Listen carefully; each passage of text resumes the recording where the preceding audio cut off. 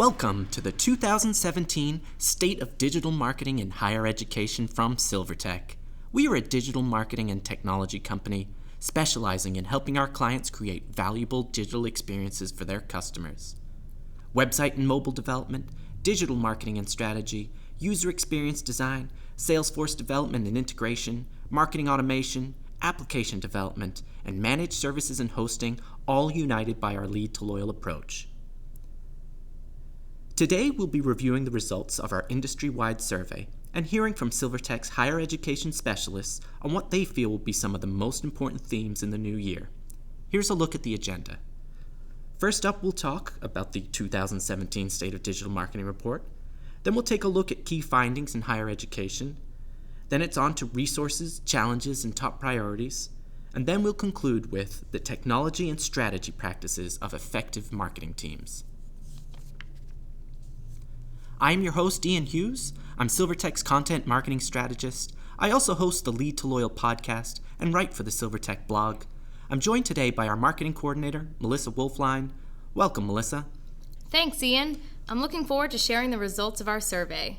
I think whether you're on a large marketing team or a small one, on a team that's facing budget or resource constraints, you'll come away with insights that will arm you for success in 2017. In addition to reviewing the survey findings, we'll be hearing from the following higher education specialists. Paul Cream, our Vice President and General Counsel. Paul works with senior leadership to ensure that SilverTech is consistently pursuing strategic goals, as well as providing day-to-day contract review. Jeff McPherson, Chief Digital Officer of SilverTech. His areas of expertise include e-commerce, higher education, and the healthcare space, with a focus on strategy, customer communications, systems and workflows, and enterprise system strategy. We'll also hear from Samantha Maltis, our principal strategist. Samantha is a seasoned digital strategist, marketer, and project manager that has the innate ability to combine marketing and operational requirements while integrating SEO and SEM, as well as UI and UX to deliver top-notch strategies for clients. We'll be joined by Griffin LaFleur, Senior Account Manager, working closely with clients to determine ideal digital strategies to accommodate both business goals and budgets. Griffin always delivers the best digital solutions. Sean Howe, Digital Strategist. Sean is a seasoned digital marketer with expertise in content strategy and development, SEO, social media, and analytics. And Derek Barca, Senior Director, Technology at SilverTech. As a pioneer in the field, Derek helped create many of the tools marketers use today to manage websites and digital marketing campaigns, as well as bridge the gap between upper management and the IT and marketing teams. We'll also be hearing from SilverTech partners Sitecore and Thunderhead. Sitecore is the global leader in experience management software that enables context marketing. The Sitecore Experience Platform manages content, supplies contextual intelligence, and automates communications at scale. It empowers marketers to deliver content in context of how customers have engaged with their brand across every channel in real time. Thunderhead's One Engagement Hub allows you to act on customer needs at the right time, the customer's time. Creating a one-to-one interaction is critical to driving loyalty. The One Engagement Hub not only allows you to learn from each interaction, it does so in a way that is profitable and scalable. Listen, engage, and learn from every interaction. We'll also have the pleasure of hearing from Jeff Davis, Digital Marketing Manager at Drexel University Online. As a top-ranked, regionally accredited institution known for its interdisciplinary approach to applied education, Drexel consistently gets high marks from employers for its online degree and certificate programs. A big thank you to Jeff for joining us today. Part 1, about the 2017 State of Digital Marketing Report. For our second annual State of Digital Marketing Report, SilverTech surveyed nearly 200 marketing leaders, including 27 directors of marketing, 19 marketing managers, 10 chief marketing officers, and a variety of social media managers, IT directors, and digital marketing managers from 147 unique companies headquartered in 28 different states. Marketing teams, both large, 10 or more marketers, and small, less than 10 marketers, from B2B, B2C, and B2B2C companies were surveyed. Teams responsible for all marketing efforts, and that's traditional and digital, primarily traditional marketing efforts, TV, print, radio, events, Primarily digital marketing efforts, social media, PPC, SEO, and information technology were also surveyed. Respondents shared what marketing-related activities their teams are responsible for, as opposed to using outside partners or contractors to execute. Here, you can see that marketing teams seem to rely on partners for PPC and like to keep marketing strategy in-house. Part 2. A look at some of the key findings in higher education. In this constantly evolving digital ecosystem, if you aren't looking ahead, you're already behind. The most effective marketing teams are using customer journey strategies, personas, and technology roadmaps to plan, execute, and measure digital marketing projects and ensure that those projects should support the strategic goals of their organization.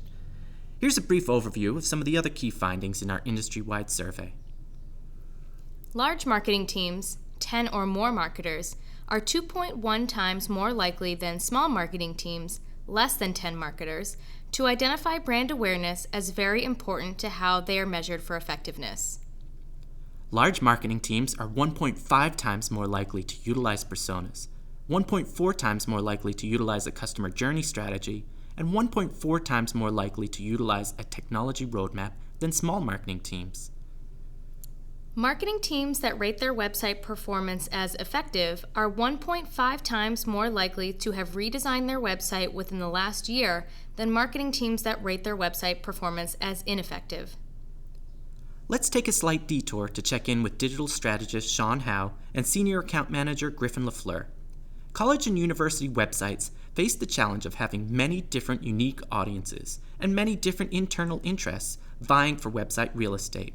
Let's hear from Sean and Griffin as to how successful institutions are overcoming these challenges.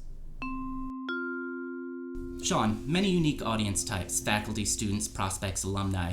You're hearing this a lot? Yeah, so with the clients that I work with, I'm hearing this constantly. Websites, they're trying to be all things to all people, but what you really need to do is you need to focus in on who your core audience is for that website, who you're really going to be focused on.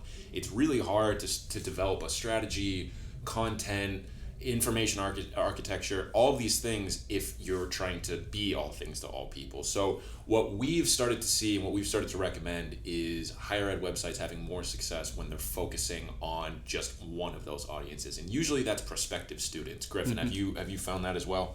Yeah, I think that a lot of the higher ed institutions that I work with, when I always ask, what's the goal of any of your digital campaigns, be it the website, be it any of the other supporting campaigns that they might operate, it's to really drive enrollment or increase enrollment.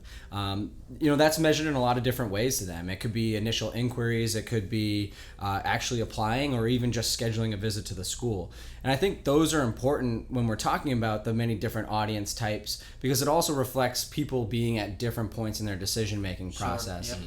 And when we break out these audience types, it also can even go further down. So instead of trying to be everything to everybody, I think you want to create a unique experience for each of those people at different steps in the particular journey. And I think when we start talking about the ways that we're seeing some of the more successful schools doing it, they're leveraging technology, they're really focused on a lot of the data that they're capturing, because ultimately that's how they got to find out who their unique audience types are to begin with. So how can we really use that stuff? So I think it's very important to understand those aspects of how we're targeting prospective students, but then not neglecting the supporting cast of characters. Yeah, and I was going to say that's not to say that prospective students are the only audience you should be focusing on, because obviously faculty, current students, alumni, those are all really important things too. But when you're looking at your website strategy overall, usually the thing that's going to be driving the most traffic are those prospective students. So that should be the focus of your strategies overall. Sure.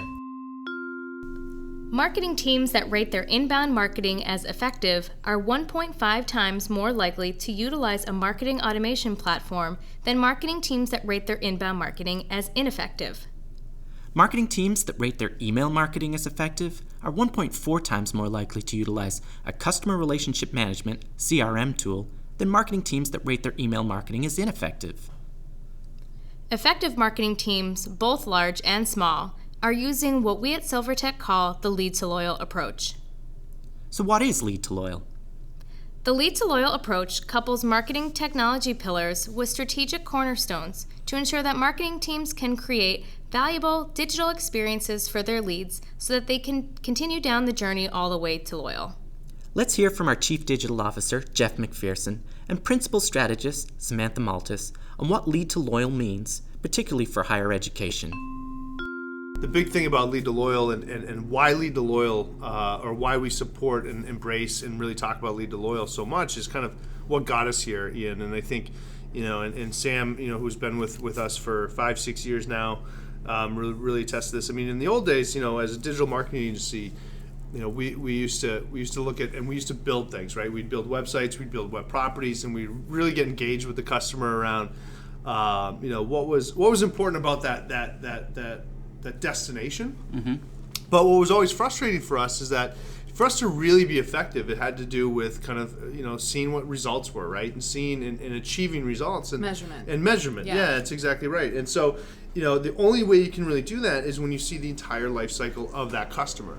Normally when we engage with a client for the first time and we're really starting to talk about Lead to Loyal, it mostly comes down to kind of the hub of all your marketing efforts. So it's the website redesign. So there's so many pieces that go into the website redesign. So you're talking about content and personas and competitive analysis. There's a lot of things there. That's normally where we start, where we work through. So that really sets the foundation for everything else because, that's the forefront of your brand online. Of course, we have goals when we talk about the website and what that needs to do individually, but then it's the kind of layering on with the marketing automation. So really your complete digital marketing package, all things digital, and making sure that everything can kind of be tracked. That's your next step.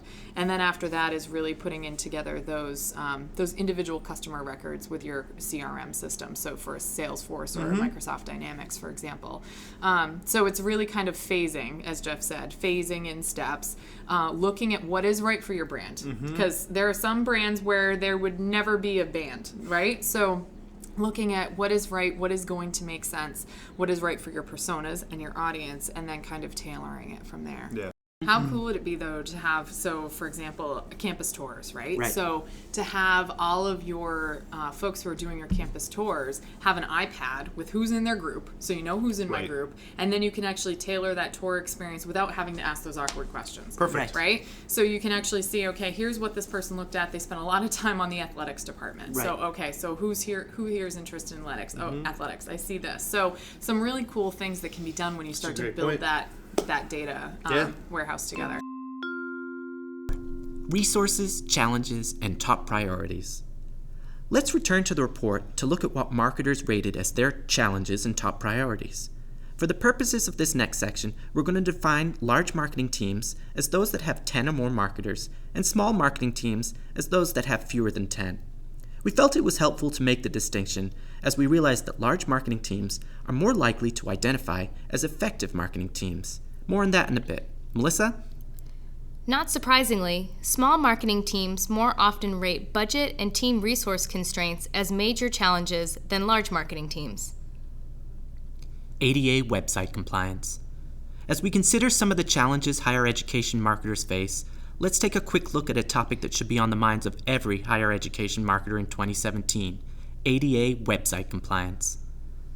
The Americans with Disabilities Act, ADA, is a civil rights law that prohibits discrimination against individuals with disabilities in all areas of public life, including jobs, schools, transportation, and all public and private places that are open to the general public.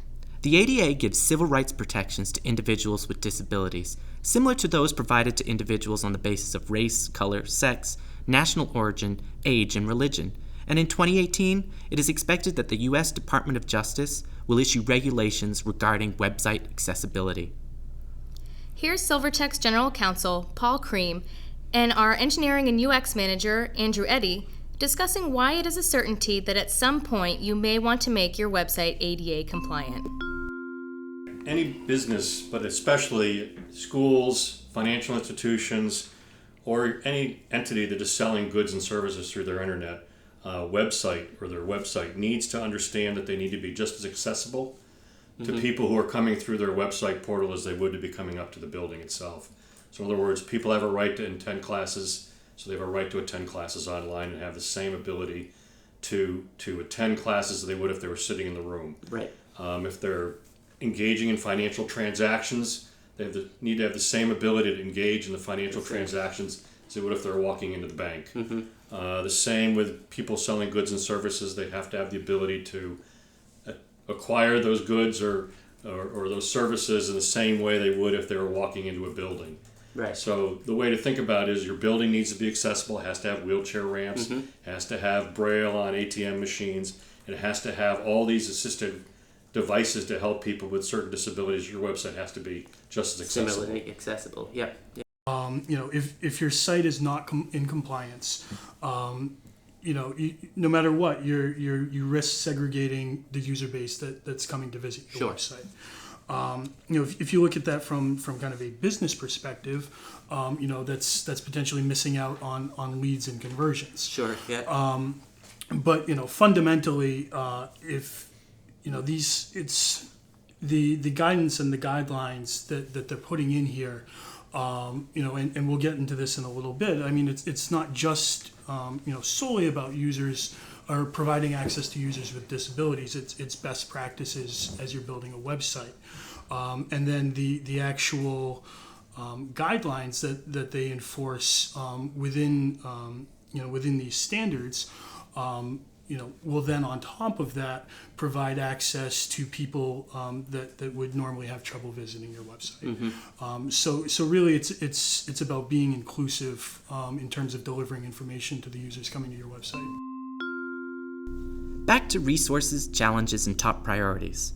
If colleges and universities haven't gone through a redesign in the past year or so, it is likely that it will be on the agenda before the United States Department of Justice ADA guidelines arrive in 2018. Here's a look at how organizations are prioritizing website redesigns. Large marketing teams are increasing their website budgets in 2017 despite going through a website redesign in the last year, perhaps indicating an eagerness to deploy the more advanced capabilities of their CMS, such as personalization and contextual marketing. Many small marketing teams, 52%, have also redesigned their websites in the past year, but will shift their budget priorities to content creation and email marketing, perhaps indicating a resource strain to deploy those advanced capabilities. Let's hear from Kevin Cahill at SilverTech CMS partner Sitecore on how often they believe organizations should redesign. Here, Kevin mentions B2B sites, but we think the same could go for B2C. Most B2B sites don't get refreshed that often. And, most people you could probably think of it, as often as you replace your phone, every year and a half to 2 years. You want to get the most current software underneath it. You want to take advantage of hardware upgrades that go along with it. SilverTech Senior Account Manager Griffin LaFleur and our digital strategist Sean Howe share several governance recommendations for colleges and universities before they go through a website redesign. Obviously, every organization is broken up into different departments and groups. And I think it's more prevalent even in higher ed when we're talking about faculty and staff, marketing and admissions. All these different groups have different goals or expectations of what they might want to get out of their website. Everybody's fighting for real estate or fighting to put their own unique message on the site. And I think the most success you can have is really aligning who owns what in different areas of the site. So who can we really go to each time to talk about this is really what we'd like, and then we always reflect back to the goal. How can whatever we do, be it from a user experience standpoint, a content standpoint, or an information architecture perspective, how can we account for a lot of different needs from different departments while still focusing on the overarching goal? So yeah, that's a great point. And what I've ended up seeing a lot with the higher ed clients I work with is that a lot of times the colleges, the different programs, they'll have their own kind of pages that they're responsible for, and they end up being off-brand, they end up being different, they're using different templates than what the main website might be doing. So it ends up being kind of a different experience depending on where you go on the website, which can be really poor from a user experience perspective. So what we end up recommending a lot of the time is figure out, like you said, what that overall goal is, who's responsible for it, and make sure everyone understands what you're trying to do with the website and have everybody fall into line. Yeah, I think the last note I'd have on this is if you can at least relay what we've just said, I think your next step is really getting buy-in and an organizational structure between everybody that we're all working towards the same thing. Right. You know, and I'll use, a marketing department or marketing or advancement department at a university and admissions. I think that they should and could be working so much more closely together. And we're always asking questions of our clients, how are you working with admissions? What are you responsible for to provide them in terms of a lead or a prospective student? And what are they responsible in providing information back to you? How do you assist each other in completing that customer life cycle from the first time they engage with your brand all the way through the time that they've applied and became a student? I think just from my experience, this is one of the problems that people aren't really talking about or realizing until they dive into a redesign process. A project like this. Yeah. Sure. Let's return to the report for insight into the top priorities of large marketing teams versus small marketing teams.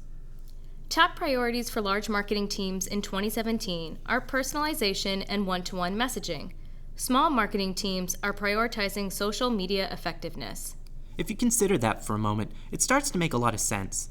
Large marketing teams with a bit more resources and budget are able to shift their focus to take advantage of the more advanced features of their CMS, whether they're using a Sitecore, Canico, or Episerver.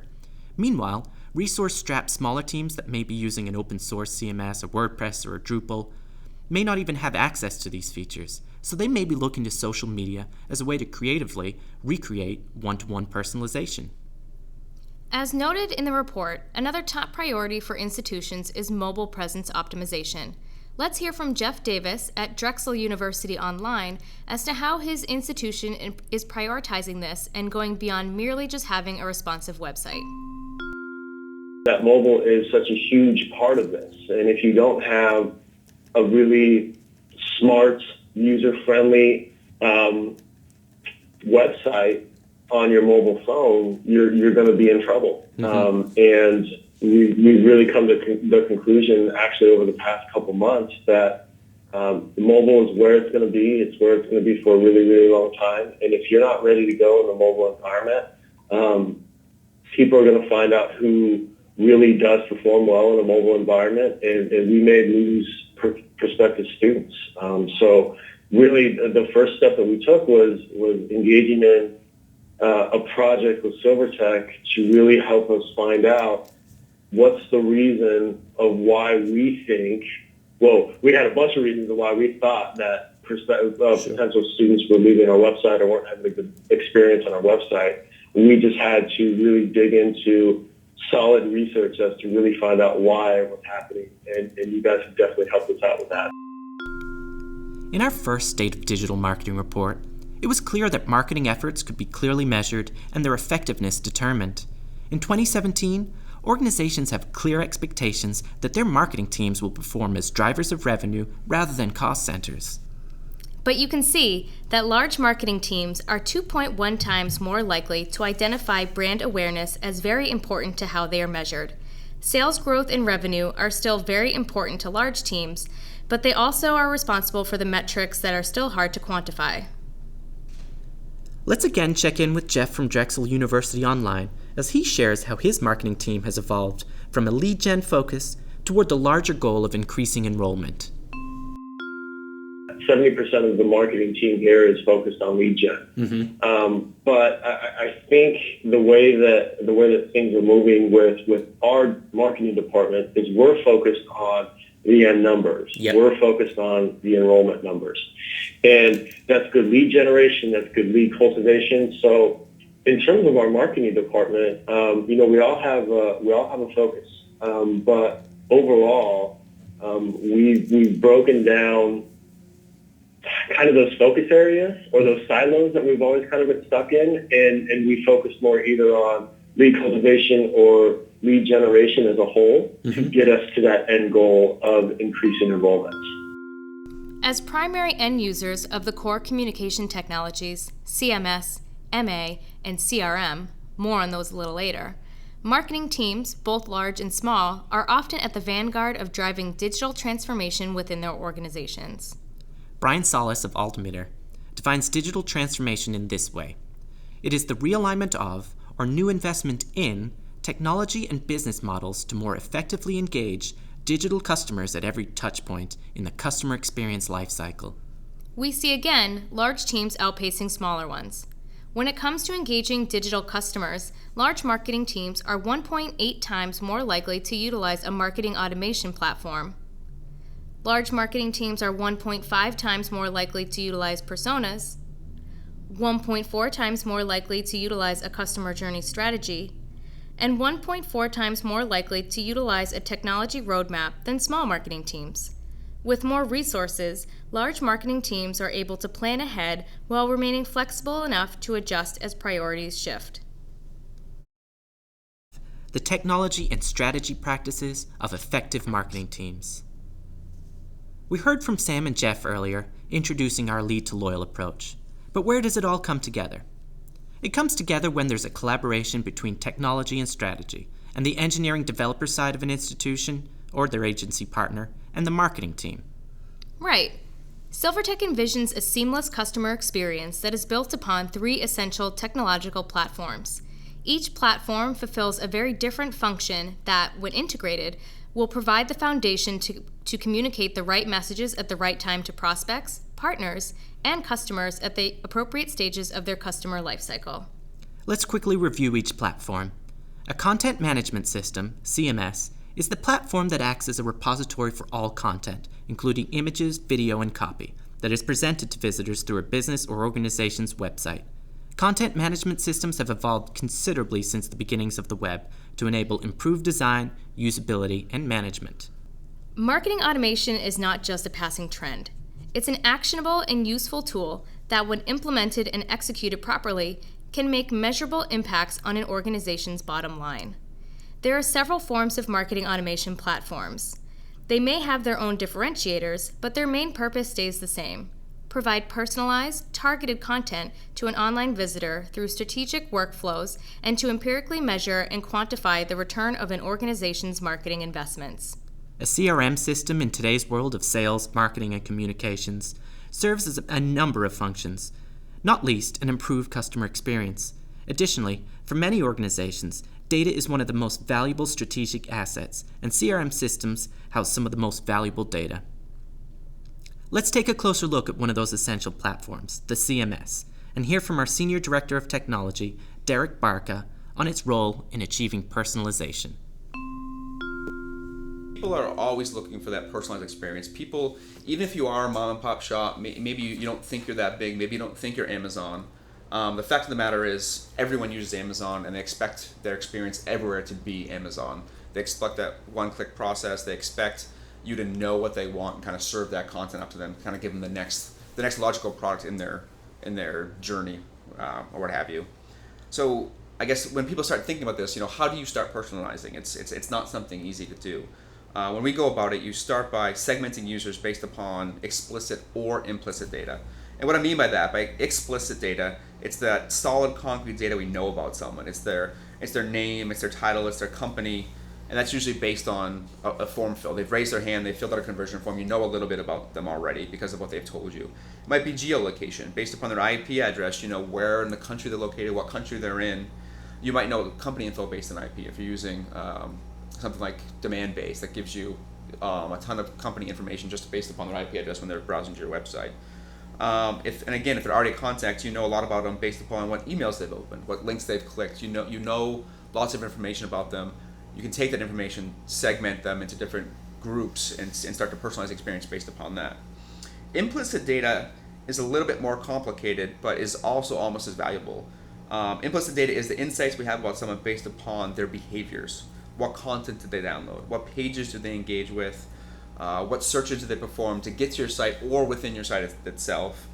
Which case studies they look at, do they linger on? If someone's on your website and they're looking at a bunch of healthcare case studies, you can start to assume that they're a healthcare consumer and you can start to personalize the experience based upon that. Once you kind of have that strategy and have the content to support it, most of the content management systems we work with, like you see up here, have fairly intuitive interfaces for building up rules regarding when certain pieces of content should be delivered based upon the information we know about that person. When selecting your platform or for your website, you need to keep in mind what your goals for the site are. You can build a beautiful site with all the best graphics in the world, but you got to keep in mind you have a business and you have goals. Whether that be to drive conversions in the form of leads collected on the website, is it e-commerce and product sales? Is it membership signups? Maybe you're a membership-based business and it's all driven by the web, or maybe it's just brand awareness and engagement. Whatever your goals are, you need to make sure you select a system that allows you to register and set up those goals in the system, and then do reporting on them. And then ideally, you can also do A/B testing. So when you're not meeting your goals, you can try out different things to see what can kind of move those metrics. So. Let's now take a look at the strategy cornerstones of Lead to Loyal.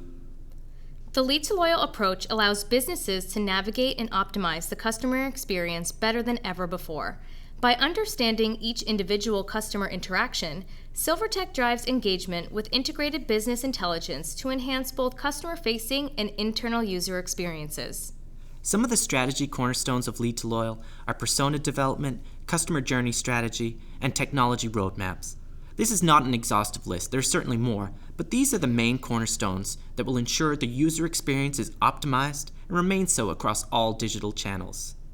Let's quickly review each cornerstone. Personas. Since there are a number of customer groups, or personas, interacting with an organization, each with their own set of user requirements, it's essential to understand who these personas are. The creation of well-thought-out personas will help you identify the problems you are hoping to solve for your customers. A customer journey strategy enables you to map your customer's journey to create appropriate click paths, provide strategy and workflow for both internal and external audiences, and develop interactive prototypes for iterative user testing and validation, all to create a seamless experience to the end user. A customer journey strategy is critical to creating an optimized user experience, one that removes barriers and heightens usability. In order to leverage technology to support and scale customer and partner success teams, it is critical that organizations utilize a technology roadmap. All successful roadmaps contain the following: goals, milestones, gaps and barriers, action items, and priorities and timelines. Using personas, marketers can tailor the site to speak to individual website visitors as they make their own journeys through the buying cycle. Forrester refers to this as contextualization, which is a tailored, adaptive, and sometimes predictive digital customer experience. Let's hear again from Griffin and Sean on how personas can be used to make the best possible website experience for your external audience. Yeah, I think as whoever owns or maintains the website, be it a webmaster at a school, be it a marketing department, they're in a real good spot today when it comes to the technology and what it can really do for us and allow for personalization. If we're talking about leveraging some enterprise type content management systems that have the ability to categorize different persona groups and understand in general buckets what types of content those people would consume, i.e. user requirements, we can have the opportunity through browsing behavior or through repeat visits to understand what types of content that they're really trying to consume. So while we may be focused on the initial visit on prospective students, we may find that a visitor coming to the website could be a transfer student that isn't in high school right now looking to make their decision, and they have different user requirements. They have different barriers of entry. They have a different ways that they make decision, and they consume different content because they may want to say, how do I get my transfer credits over here versus what's the beauty of being a first year student at XYZ college. So anyway, what I mean to say about this is really understanding who your visitors are and what types of content they're consuming, and allowing that hero space to be very dynamic in terms of presenting the right content to the right user at the right time, and making sure that we're capitalizing and capturing them at their certain part of the decision-making process. Yeah, I'm glad you brought up that age-old cliche at this point of right content at the right time for the right person. It is a cliche, but it's also very true. And you also brought up personas. That's really the path you need to go down here in terms of setting up what that ideal path for them is, rather than having the rotators saying, okay, who are my users? What do they need? What are their goals? Not your goals, because being internally focused is not going to help you make the best website possible for that external audience. The value of using personas is clear. A persona-based website saw a 210% increase in website traffic, a 97% increase in website-generated leads, and a 124% increase in website-generated sales. As we mentioned earlier, a customer journey strategy is critical to creating an optimized user experience, one that removes barriers and heightens usability. Let's check in with Pat Coyne from SilverTech's partner Thunderhead on our new concept, that of the customer-controlled journey. We actually developed the concept of customer-managed journeys, really to help businesses think about how they organize themselves. It talks to the notion that when businesses think about customer journeys, they need to think about it from an outside-in point of view versus an inside-out, where we're telling them what their journey should be. They can effectively push consumers through their process or manage that journey, or indeed really map it effectively. That's really traditionally the way that most organizations have done it. They've told the customer what their journey should be. Right. It really means moving away from the idea that the customer journey is a controllable process to one that acknowledges that the customer is ultimately in charge of the interaction they have with the business. Mm-hmm. By understanding actual customer behavior, businesses will gain what's really important, customer journey insight, which will help them then take action to create conversations that address customers' needs in context and in real time, and deliver the appropriate conversation to meet the needs across every interaction. They really need to look at and learn from the end-to-end customer journey. So that's really what the businesses should be doing there. Right. Some of the questions really that they should be thinking about or asking, what does a customer should be in control actually mean, right? So what is that? What are we looking at there? Have we organized our operations and technology around the customer? Right. What journey or journeys are customers on? How do customers perceive them and their control over that journey? Where are the moments of truth? Are they different based on audience type, or are they changing over time? How is customer behavior changing, and how can you watch and listen to understand that? And when do you intervene to help customers along that journey? Really, what they need to think about are asking questions that are centered really around what their customers are, who their customers are, right? Right. The technology and strategy practices of effective marketing teams. In our analysis of the survey responses, it quickly became clear that effective marketing teams are those that integrate the marketing technology pillars and utilize the strategy cornerstones. The application of the pillars and cornerstones, what we at SilverTech call the lead to loyal approach, gives marketers dramatic insight into the buying habits and needs of their website visitors. In the next section of this report, you'll see that marketing teams that rate themselves as effective all share a higher rate of adoption of the technology pillars and a higher rate of utilization of the strategy cornerstones. By the conclusion, it should become clear that the only valid approaches are those that integrate both technology and strategy with an aim toward gaining a full understanding of the customer journey. We'll move quickly through the next section, but if you happen to miss anything, don't worry. We'll be following up with the full report so you can take a closer look at our findings. In our survey, we had marketing teams, both large and small, identify the areas where they were effective. Let's take a look at the adoption and use of the core marketing technologies, CMS, MA, and CRM, in teams that rate their website performance as effective versus those that rate their website performance as ineffective. Effective marketing teams are 1.5 times more likely to have redesigned their website or upgraded their CMS within the last year. Respondents were asked to rate the effectiveness of their website presence toward meeting their business goals. Those that rated their performance as effective were 1.5 times more likely to utilize personas, 1.4 times more likely to utilize a customer journey strategy,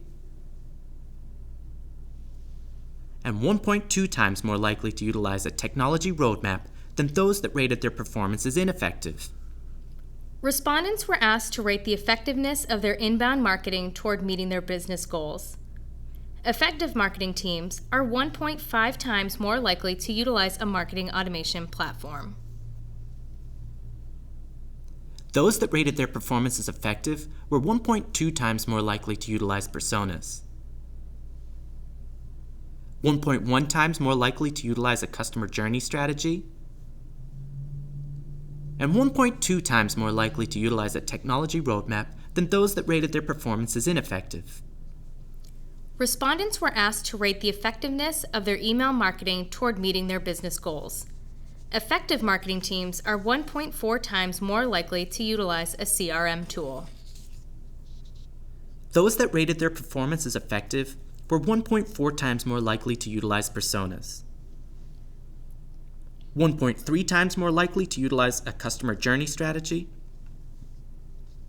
and 1.7 times more likely to utilize a technology roadmap than those that rated their performance as ineffective.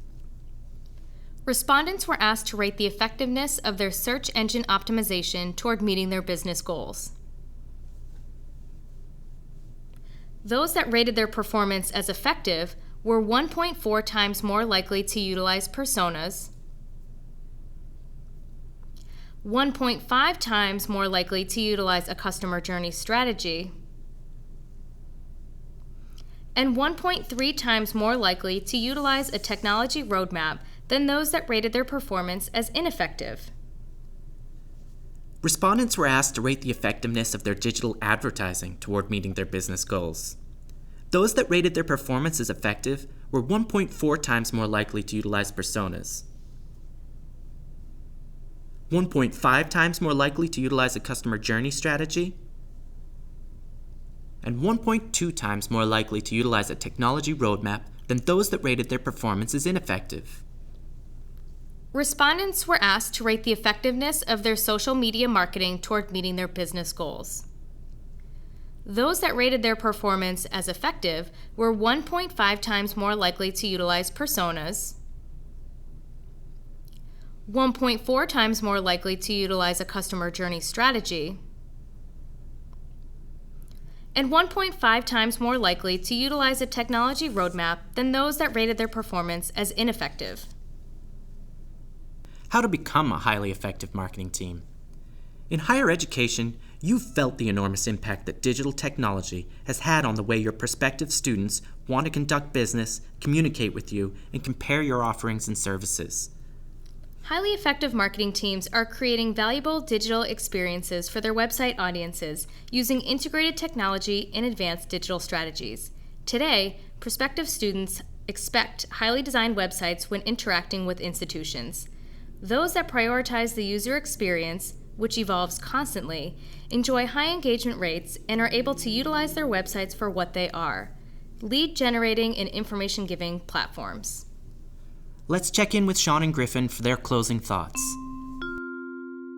The target audience for a lot of these higher ed websites now, they're younger people. You know, it's that 16 to 20-year-old range of people. They're digital natives. They are always online. They're always on their phones. If the experience isn't good, they're going to be out of there. So user experience is absolutely paramount.